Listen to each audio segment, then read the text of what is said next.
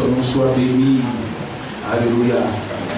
Nous avons la cérémonie de repas du Seigneur, le lavage des pieds. Nous allons avoir quelques temps d'écouter la parole de Dieu.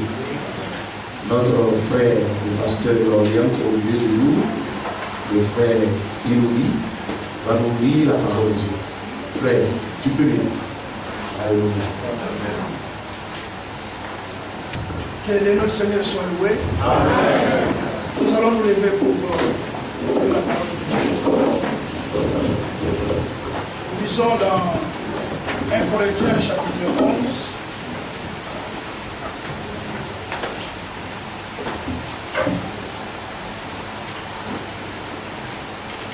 Je commence par le verset 23. Car j'ai reçu du Seigneur ce que je vous ai enseigné. C'est que le Seigneur Jésus, dans la nuit où il fut livré, prit du pain. Et après avoir rendu grâce, le rompit et dit, ceci est mon corps qui est rompu pour vous. Faites ceci en mémoire de moi. Amen. De même, après avoir soupé, il prit la coupe et dit, cette coupe est la nouvelle alliance en mon sang. Faites ceci en mémoire de moi toutes les fois que vous en boirez. Amen. Verset 26. Car toutes les fois que vous mangez ce pain et que vous buvez ce corps, vous annoncez la mort du Seigneur jusqu'à ce qu'il vienne. Verset 27. C'est pourquoi celui qui mangera le pain ou boira la coupe du Seigneur indignement sera coupable envers le corps et le sang du Seigneur.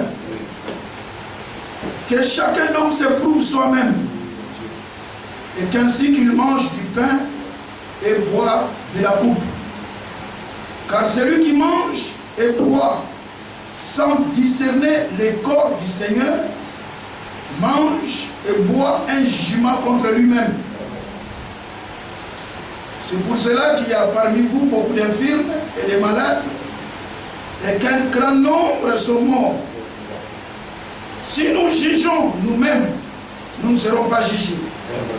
Mais quand nous sommes jugés, nous sommes châtiés par le Seigneur, afin que nous ne soyons pas condamnés avec le monde. Amen.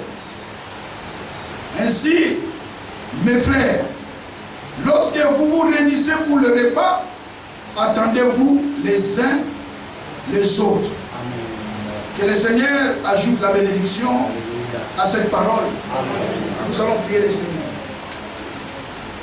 Bien-aimé Père Céleste, au nom de notre Seigneur Jésus-Christ, ce soir encore, nous t'exprimons notre reconnaissance. Amen. Ton amour, tu as encore manifesté envers nous, Père.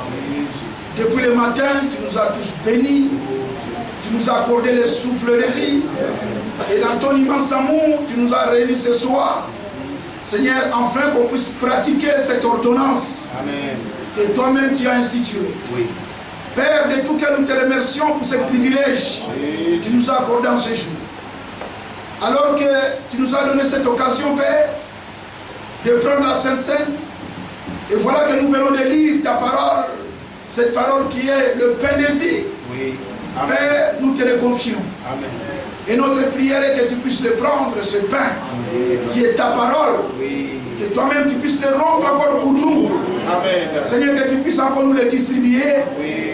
Afin qu'on puisse bien comprendre ce que toi tu fais qu'on comprenne ce soir. Amen. Ainsi, Père, bénis-nous. Bénis-nous. Toi qui connais nos cœurs, qui connais, Seigneur, ce que nous manquons. Oui. Père, par cette prédication, ajoute à notre force ce dont nous manquons. Amen. Prépare-nous, Seigneur, pour ton retour.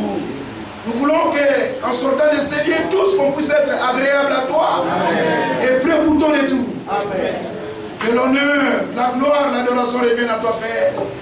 Au nom de notre Seigneur Jésus-Christ, nous avons ainsi prié. Amen. Amen. Nous pouvons nous asseoir. Encore une fois, c'est vraiment un grand privilège que Dieu nous a accordé de nous réunir en son nom. Parce que nous croyons que nous ne sommes pas réunis au nom d'une personne ou au nom d'une dénomination, Mais nous sommes réunis au nom de notre Seigneur Jésus-Christ. Et c'est par rapport à cette réunion que le Seigneur de gloire a permis aujourd'hui qu'on puisse avoir ce service puissant, cet service de Sainte-Seine que lui-même avait institué. C'est son ordonnance. Et quand il avait envoyé les disciples dans Matthieu chapitre 28, nous pouvons encore les considérer, le Seigneur avait dit quelque chose de très capital. Dans Matthieu chapitre 28, alors qu'il a envoyé les disciples, c'était le mandat qu'il avait donné aux disciples d'aller prêcher la parole. Écoutez ce qu'il avait dit. Matthieu chapitre 28, il dit au verset 20. Matthieu 28, excusez-moi, je vais trouver ça. Le verset 20. D'abord, verset 19, il dit, allez faire de toutes les nations des disciples. Et verset 20, et enseignez-les à observer tout ce que je vous ai prescrit. Amen. Et voici, je suis avec vous tous les jours jusqu'à la fin du monde. Amen. Donc, les disciples ont droit simplement de recevoir ce que le Seigneur a prescrit. Celui qui ira au ciel, c'est celui qui a reçu l'instruction du Seigneur, c'est celui qui a reçu l'enseignement du Seigneur, pas l'enseignement des églises, mais ce que Dieu a ordonné. Amen. Et ainsi, ce que nous allons faire ce soir, c'est simplement ce que Dieu avait prescrit, c'est ce que Dieu avait ordonné. Amen.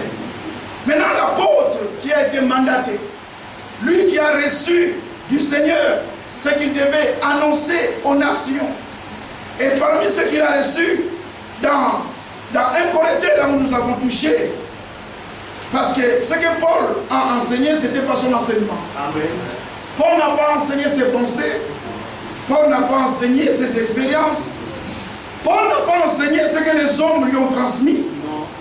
Paul a enseigné ce que le Seigneur lui a révélé. Amen. Que Dieu soit loué. Amen. Alors nous sommes dans 1 Corinthiens chapitre 11. C'est vraiment important. Nous recevons simplement ce que Dieu a donné aux apôtres. Parce que l'Église est bâtie ici, le fondement des apôtres et des prophètes, Jésus-Christ lui-même étant la pierre angulaire. Maintenant, Paul a été établi pour l'instruction de toutes les nations. Et Paul dit au verset 23 de 1 Corinthiens chapitre 11, il dit, car j'ai reçu du Seigneur. Amen. Alléluia. C'est vraiment capital. Remarquez qu'il a reçu du Seigneur. Il n'a pas dit qu'il a reçu de Pierre, parce que Pierre est un apôtre comme Jacques et Jean. L'Écriture dit, ils étaient des colonnes, les hommes les plus considérés. Oui. Nous sommes dans Galates. Et Paul lui-même rend témoignage, ceux qui étaient les plus considérés, n'imposaient rien. Amen. Parce qu'il dit, l'évangile que je vous prêche n'est pas des hommes. Amen. Je n'ai ni reçu ni appris d'un homme. Amen. Mais par la révélation. Amen. Alléluia. Amen. Donc ici, nous sommes connectés directement avec ce que le Seigneur dit. Amen. Pas ce que Paul dit. Amen. Paul nous transmet fidèlement ce qu'il a reçu du Seigneur. Amen. Nous lisons la Bible. Ici, il ne s'agit pas d'enseignement d'une église. Il ne s'agit pas de pratique d'une communauté, non. Ce soir, nous allons faire ce que le Seigneur avait ordonné. Alléluia. Amen. À l'église de pratiquer. Amen. Parce qu'il a dit aux apôtres, enseignez-leur ce que je vous ai prescrit. Amen. Cela veut dire quoi? Dans toutes les églises des saints, nous avons simplement droit de recevoir ce que Dieu a prescrit. Amen. Que Dieu soit loué. Amen. Pas ce que les hommes ont prescrit. Pas chaque église a sa manière d'interpréter. Surtout en ce qui concerne la Sainte Seine, chacun a sa manière d'interpréter. Je me rappelle, une fois j'étais parti prêcher dans une église, c'était le matin. On m'avait invité, c'était à Marseille. C'était le matin, à 10h. Mais avant que je monte dans la chaire, j'ai vu, là il y avait une table bien garnie et tout, avec des petits morceaux de galettes. Et quelques jus de coca à côté et tout. Mais j'ai dit, qu'est-ce qui va se passer ici? Bon. Et j'ai prêché la parole calmement. Et après, bon, le pasteur monte, il dit, bon, maintenant c'est la Sainte Seine. J'ai dit, ah bon, chacun sa manière. Mais nous, ici, je crois que nous pratiquons simplement ce que le Seigneur a prescrit. Amen. Amen. C'est bien. Amen. Ce que le Seigneur a prescrit, c'est tout. Parce que le Seigneur agréera que ce que lui-même a dit. Amen. Même pour avoir la foi. La foi vient de ce qu'on entend. Et ce qu'on entend de la parole de Christ. Ah, c'est important. Oui. C'est vraiment important, frère. Nous voulons simplement demeurer dans ce que Dieu a prescrit. Alors l'apôtre dit au verset 23. Car j'ai reçu du Seigneur ce que je vous ai enseigné. Amen. Voilà pourquoi nous devons prendre cela avec beaucoup de sérieux. Ce que Paul nous a confié, c'est ce qu'il a reçu du Seigneur. Amen. Alors Paul dit nous, qu'est-ce que tu as reçu? Il dit la suite. C'est que le Seigneur Jésus, dans la nuit où il fut livré, prit du pain. Amen. Alléluia. Amen. Oh, que Dieu soit loué. Amen. Prit du pain. Mais ce pain que le Seigneur avait pris, ce n'était pas quelque chose que le Seigneur faisait selon ses pensées, non. Le Seigneur n'a agi pas selon ses pensées. Tout ce qu'il faisait, c'était déjà écrit. Amen. Amen. Amen. Lui, il a pris le pain, parce que déjà dans Genèse, il y a quelqu'un qui avait mis l'eau sur le pain. Oui. Allez avec moi dans Genèse chapitre 14. Il y a quelqu'un, et celui-là qu'on veut voir, c'est Melchisedec. Mais qui est Melchisedec? Le roi de Salem. Il a ni commencement ni fin. C'est lui-même le grand Dieu qui s'est révélé à Abraham. Mais quand il est venu vers Abraham, il a amené le pain et le vin. Nous prenons cela parce que c'est Dieu qui a commencé. Amen. Et ce pain-là avec le vin, il y a une grande signification là-dedans. Mais nous allons aller un peu vite aujourd'hui. Les jours que le Seigneur permettra, on les touchera. Il dit ceci. Nous sommes au verset 17. Après qu'Abraham fut revenu vainqueur, et on lit au verset 18. Melchisedec, roi de Salem, fit apporter du pain et du vin. Amen. Alléluia. Amen. Il était sacrificateur du très haut. Maintenant, quand Paul a pris cela, c'est là où Paul, dans Hébreux 7, nous a montré, mais qui est ce Melchisedec? C'est Melchisedec qui a apporté le pain et le vin. Il n'a pas apporté les gâteaux. Non. Il n'a pas apporté le... Il a apporté le vin. Amen. Ah, pas de sirop, frère. N'est-ce pas, frère Jacques? Amen. J'espère que nous avons le vin. Oui. Amen. Amen. Il est là, le vin, n'est-ce pas? Oui. Est-ce qu'on peut le voir? Oui. Il est derrière. Oui. Je ne dérange pas. Non. Ça va? Amen. Est-ce que ça va là? Amen. Si nous prenons le vin, ce n'est pas que nous sommes des soulards. Non. Amen. Ni alcooliques. Non. Que Dieu soit. Alléluia. Regarde l'église des saints, comment est-ce qu'ils répondent non? Oui. Alléluia. Amen. Si je dis ça, parce qu'il y a une doctrine qui parcourt partout, que dans le vin, il y a des démons. Alors, ces frères-là qui disent ça, mais ce qui est curieux, on les voit avec nous. Comment, frère, tu peux croire que dans le vin, il y a des démons? Non, il n'y a pas de démons. Que Dieu soit loué. Amen. Frère, nous faisons simplement ce qui est dans la Bible, n'est-ce pas? Amen. Ici, il n'y a pas quelque chose que nous fabriquons. Non. Je recommence encore. Melchisedec a amené le pain et le vin. Amen. Maintenant, ce Melchisedec-là, il est qui? Hébreux, chapitre 7. Nous allons vite. Amen. Ça, c'est Paul qui parle de ce Melchisedec, roi de Salem. Il dit ceci. Nous sommes au verset 1, en effet. Ce Melchisedec était roi de Salem, sacrificateur du Dieu très haut. Il alla au-devant d'Abraham. Lorsqu'il revenait de la défaite des rois, il est béni. Alléluia. Amen. Et Abraham lui donna la dîme de tout. Amen. Il est d'abord, ce Melchisedec, roi de justice. D'après la signification de son nom. Ensuite, roi de Salem. C'est-à-dire roi de paix. Amen. Alléluia. Amen. Ce Melchisedec-là, il est sans père, amen, sans mère, sans généalogie. Alléluia. Il n'a ni commencement des jours, ni fin des jours. Il s'agit de qui? De Yahvé. Amen. Voilà celui qui a commencé. Nous serons au commencement. Ce n'est pas qu'on a trouvé ça au milieu. Quand Paul dit j'ai reçu du Seigneur, Il n'a pas laissé ça au hasard, parce que le Seigneur lui-même, si nous allons dans Matthieu chapitre 26, cette nuit avant d'être livré, l'Écriture dit le Seigneur a pris le pain. Amen. Le pain là, c'était l'Égypte.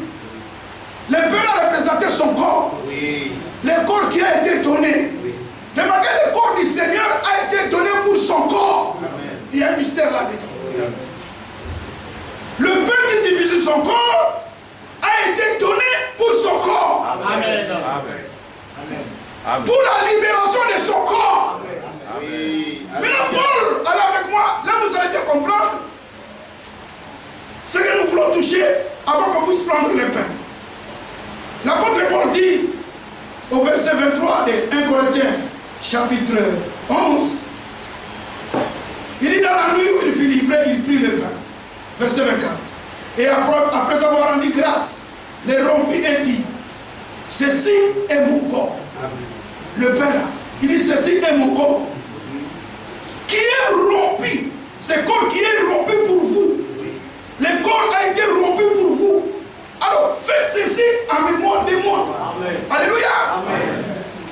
Ça dit, nous commémorer et penser qu'un jour le Seigneur avait donné son corps, mais pas pour les animaux, mais pour nous. Amen. Alléluia. Amen. Son corps a été rompu pour nous. Et il continue, verset 25. De même, après avoir soupé, il prit la coupe et dit, cette coupe est la nouvelle alliance à mon sang. Amen. Faites ceci en mémoire de moi toutefois que vous en boirez. Amen. Alléluia. Amen. Remarquez qu'il est parlé de la nouvelle alliance. Amen. S'il est parlé de la nouvelle alliance, parce qu'il y avait l'ancienne alliance. Et l'ancienne alliance, Dieu l'avait établie sous des ordonnances charnelles où il avait exigé à Israël pour que tu sois en communion avec moi. C'est au travers du sacrifice que la communion sera établie. Cela veut dire, quand tu tomberas dans le péché, pour qu'on puisse revenir à la communion, tu dois mener l'animal, le tuer. Alléluia. Amen. Et le sang tombera. Et les sacrificateurs aspergeront le sang de l'animal sur toi. Oui. Et là, je t'agréerai le pardon. Et l'écriture de l'apôtre Paul dit, sans le fusion du sang, il n'y a pas de pardon des péchés. Amen. Le problème du sang a commencé depuis l'Éden. Alléluia. Amen. Alors que Adam était éloigné et que Dieu le cherchait. Remarquez, c'est Dieu qui a cherché Adam. Amen. Il dit, Adam, où es-tu? Adam se cacha. Mais Dieu dans son immense amour, oui. Quand il est venu, remarquez que si vous lisez dans Genèse, dans cette histoire-là, vous verrez aussi deux alliances. Il y avait d'abord l'alliance conditionnelle, et deuxième, c'était l'alliance inconditionnelle. Amen. Dans l'alliance conditionnelle que Dieu avait établie avec l'homme, c'est là où il avait dit à Adam, les jours où tu mangeras, il y avait une condition. Oui. Et tu mourras. Oui. Amen. Aussi longtemps qu'Adam avait obéi à cet ordre, la communion était là. Mais les jours qu'il avait désobéi à cette condition, la mort a frappé. Et Dieu a montré ce qu'il devait faire plus tard. Maintenant, le même Dieu, alors qu'Adam était mort, Adam était séparé de Dieu. Et Adam ne pouvait plus s'approcher de Dieu. Et c'est Dieu lui-même qui a suivi Adam. Là, nous entrons maintenant dans la deuxième alliance. Deuxième alliance, c'est une alliance inconditionnelle.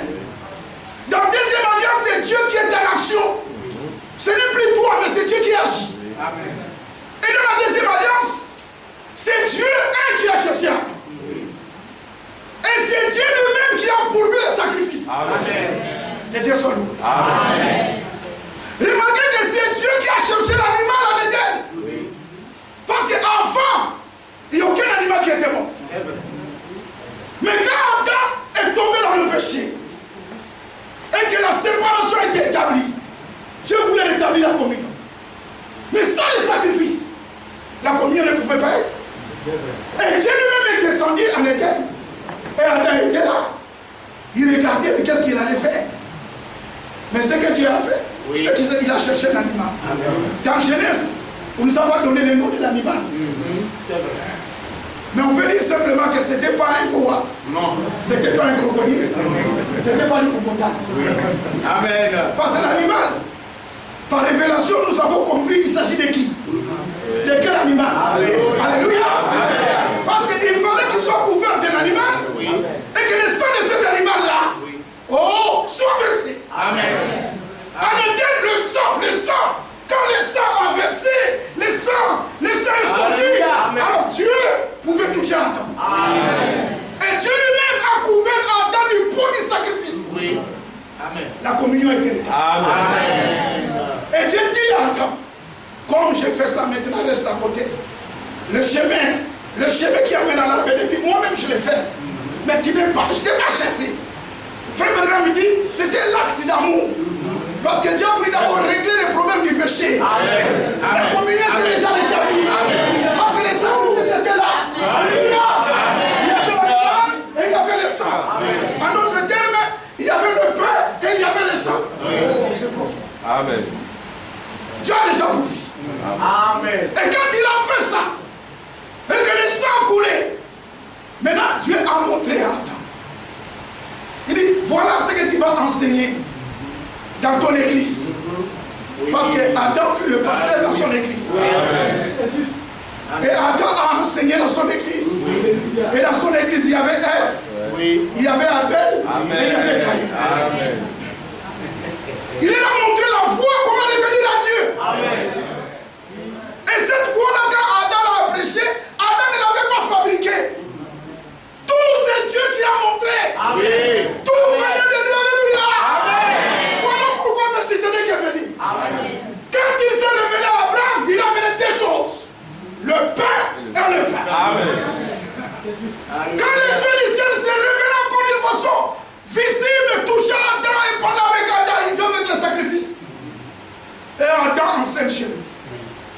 Il enseigne à Abel, voilà de telle manière comment tu peux retourner à Dieu. Alléluia. Toujours au moyen du sacrifice. Amen. C'était une prédication dans l'église d'Adam. Et les croyants étaient là. Premièrement, il y a la prédication. Deuxièmement, mise en pratique de la prédication. Amen. Maintenant, quand ils ont écouté la parole, chacun était parti. Mais l'heure était venue où on devait pratiquer la parole. Voilà qu'Adam entre où Abel, dans son cœur, il veut se rapprocher de Dieu. Et Abel a fait exactement ce que Adam lui avait dit. Amen. Et ce que Adam avait enseigné, il avait reçu ça du Seigneur. Qu'est-ce qu'Adam a fait? Adam a pris un animal. Remarquez, c'était les deux adorateurs. Abel a pris l'animal. Tous ces étaient-là, ils sont entrés dans le champ. Il y a la parole. Dieu a déjà tout mis, il a donné la parole. Il y a toujours ce Dieu-là, n'oubliez jamais. Il y a Vaché et il y a Esther. Hein, nous sommes dans Esther. N'oubliez jamais cela. Et dans Matthieu 25, il y a 10 vierges. Et il y a 10 vierges folles. Et il y a 5 folles et 5 sages. N'oubliez jamais cela. Il y a Caïn et il y a Abel. Dieu a tout pourvu. Et ce que Dieu a prouvé à Éden, c'est qu'il a enseigné comment revenir à lui. Alléluia. Amen. Toujours au moyen des sacrifices. Voilà que les deux entrent dans les champs. L'heure était venue où on devait pratiquer la parole. Et Caïn est parti lui-même chercher les fruits de la terre pour venir présenter à Dieu. Dieu n'a pas besoin de cela. Mais Abel, il a fait exactement selon ce qu'il avait reçu. Amen. Et le résultat, c'était quoi? Dieu a agréé. Alléluia. L'offrande d'Abel. Et si nous lisons dans Genèse et dans Hébreux chapitre 11, l'Écriture dit, écoutez-moi cette profondeur. C'est par la foi que Abel offrit un sacrifice. Amen. Mais la foi vient d'où? La foi vient de ce qu'on entend. Abel a écouté. Amen. Alléluia. Amen. Et il a obéi. Amen. Voilà pourquoi aujourd'hui nous voulons simplement obéir. Amen. Obéir à ce que Dieu dit. Amen. Maintenant nous voulons entrer dans 5 minutes dans quelque chose de profond. Oui. Parce que le Seigneur nous dit, par son corps, il a racheté des hommes. Oui. Et ces hommes-là, c'est nous. Amen. Alléluia. Amen. dans 1 Corinthiens chapitre 11, à partir de verset 26, l'apôtre dit, car toutefois que vous mangez ce pain et que vous buvez cette coupe, vous annoncez la mort du Seigneur jusqu'à ce qu'il vienne. Verset 27. C'est pourquoi, écoutez là où je mets l'accent, c'est pourquoi celui qui mangera le pain ou boira la coupe du Seigneur indignement sera coupable envers le corps et le sang du Seigneur. Écoutez la suite. Verset 28. Que chacun donc se prouve soi-même, ainsi qu'il mange du pain et boive de la coupe. Car celui qui mange et boit sans discerner, mais quoi? Le corps du Seigneur mange et boit un jugement contre lui-même. Donc il s'agit de discerner le corps du Seigneur. Amen. Maintenant, écoutez bien ça. Le corps du Seigneur, c'est quoi? Ce n'est pas ce que les catholiques ont fabriqué. Un Seigneur qui est crucifié là. Non, ce n'est pas ça. Il ne s'agit pas de corps physique. Quand il est parlé du corps du Seigneur, l'apôtre nous dit dans 1 Corinthiens chapitre 12 que nous sommes les membres de son corps. Alléluia. Alors, avec moi dans 1 Corinthiens chapitre 12 et nous lisons directement le verset 27. Qui sommes nous? 1 Corinthiens 12, verset 27. Écoutez bien. Vous êtes le corps de Christ. Amen. Et vous êtes ses membres. Amen. Chacun pour sa part. Amen. Église, est-ce que nous avons entendu? Amen. Qui sommes-nous? Nous sommes son corps. Amen. Moi, je suis une partie. Oui. Toi, tu es une partie. Amen. Maintenant, l'Écriture dit, celui qui doit manger, qui discerne le corps de Christ. Amen. Ah, c'est très important. Qui discerne le corps de Christ, c'est très important. Retournons dans 1 Corinthiens, chapitre 11, au verset 17. Écoutez comment est-ce que Paul a touché cela. Il dit ceci. Nous sommes au verset 17. En donnant cet avertissement, ce que je ne loue point, c'est que vous vous rassemblez, non pour devenir meilleur, mais pour devenir pire. Verset 18. Et d'abord, j'apprends que lorsque vous vous réunissez en assemblée, il y a parmi vous des divisions. Il y a parmi vous des divisions. Donc, il y a parmi vous des séparations. Cela veut dire qu'il n'y a pas d'attente. Le corps de Christ n'est pas séparé. Est-ce que vous comprenez? Amen. Le corps de Christ n'est pas séparé. Quand on dit que c'est le corps de Christ, c'est quoi? C'est lui qui doit prendre le pain, doit examiner d'abord sa propre communion avec le Seigneur. Amen. Si avec le Seigneur, la communion est très bien, tu auras automatiquement la communion aussi très bien avec les frères. Amen. Amen.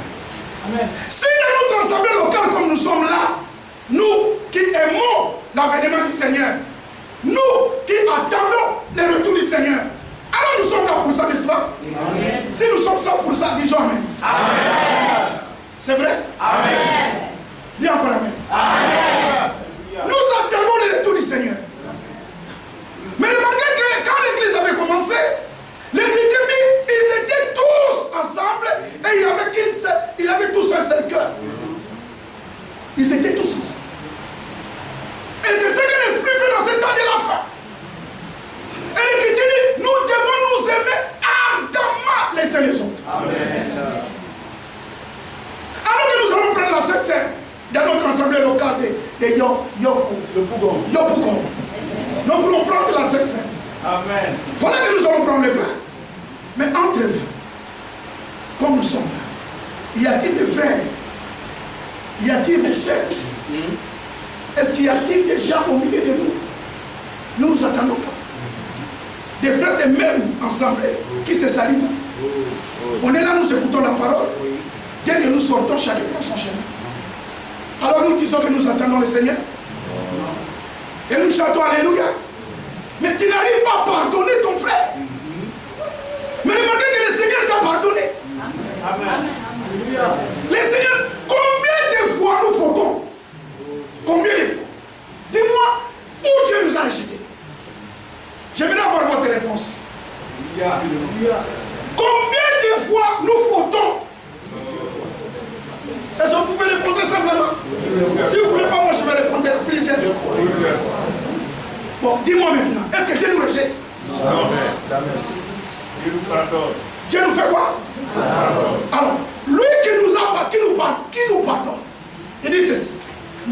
vous ai pardonné, vous devez. C'est un ordre.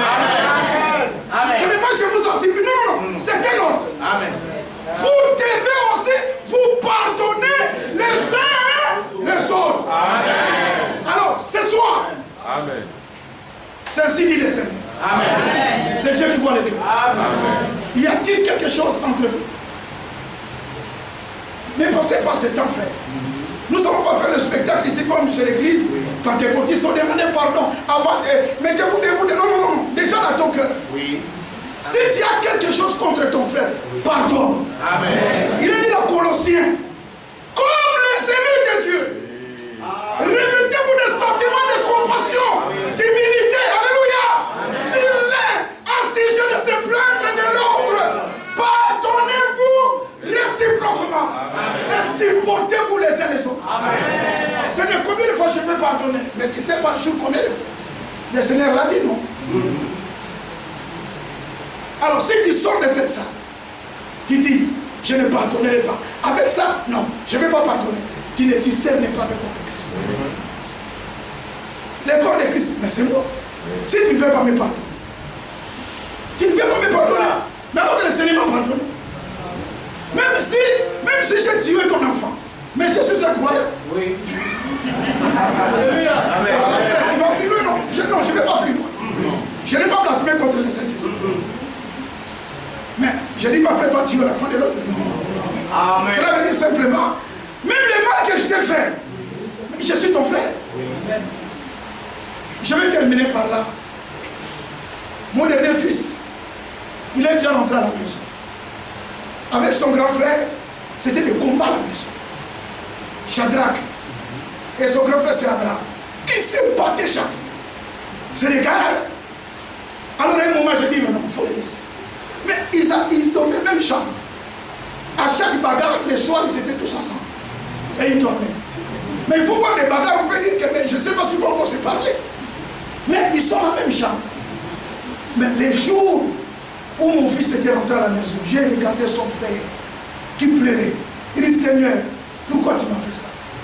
Pourquoi tu as pris mon frère? Seigneur, il était là, il pleurait son frère. J'ai regardé, j'ai dit, oh là là, regarde-moi ça. Regarde l'amour. Si déjà biologiquement nous pouvons nous aimer comme ça, mais entre le frère dans le Seigneur, c'est plus que ça. Amen. Est-ce que vous comprenez ça? Amen. Moi, je suis le frère de frère Jacques plus que son frère biologique. Amen. Amen. Si son frère biologique n'a pas cru, ils vont se séparer ici. Oui. Mais avec moi, avec lui, nous restons dans l'éternité. Que les élus disent Amen. Alors, ne sortez pas d'ici. Il y a la Sainte Seine. Amen. Amen. Réconcilie-toi avec Dieu. Amen. Y a-t-il dans l'assemblée quelqu'un qui a dit, je ne pardonnerai pas? Voilà le Seigneur t'a parlé. Ne répondez pas à la place de notre frère. Le problème, c'est dans le cœur. Alléluia. Et chacun s'examine. Lève-vous. Nous allons prier le Seigneur. Et je vais prier simplement pour l'assemblée et laisser la place au pasteur. Inclinons nos têtes. Alors que je vais prier, et après cela, chacun élèvera sa voix. Tu vas parler au Seigneur parce que nous voulons nous approcher. Nous voulons nous approcher pour prendre la Sainte Seine. Mais avant cela, je vais prier pour l'église et chacun élèvera sa voix. Toi-même, tu vas parler avec ton Seigneur avant qu'on puisse prendre ce pain et prendre ce vin qui typifie son sang. Inclinons nos têtes. Bien-aimé Père Céleste, c'est dans le nom de notre Seigneur Jésus-Christ, Père, nous voulons maintenant nous approcher de ce service béni, la Sainte Seine.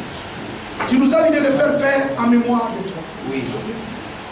Seigneur, avant cela, tu nous avais dit de discerner les corps. Et ton corps, c'est nous. Amen. C'est nous qui sommes le corps de Christ. C'est pour nous que tu as donné ce corps, Seigneur. Amen.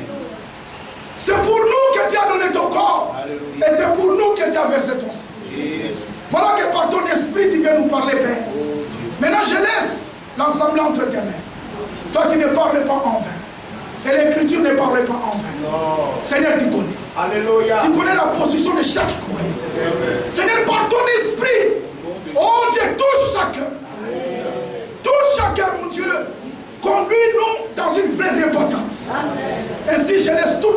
entre tes mains. Amen. Au nom de Jésus-Christ, nous avons ainsi prié. Maintenant, levons tous nos voix. Maintenant, parlons tous au Seigneur. Amen. Prions le Seigneur.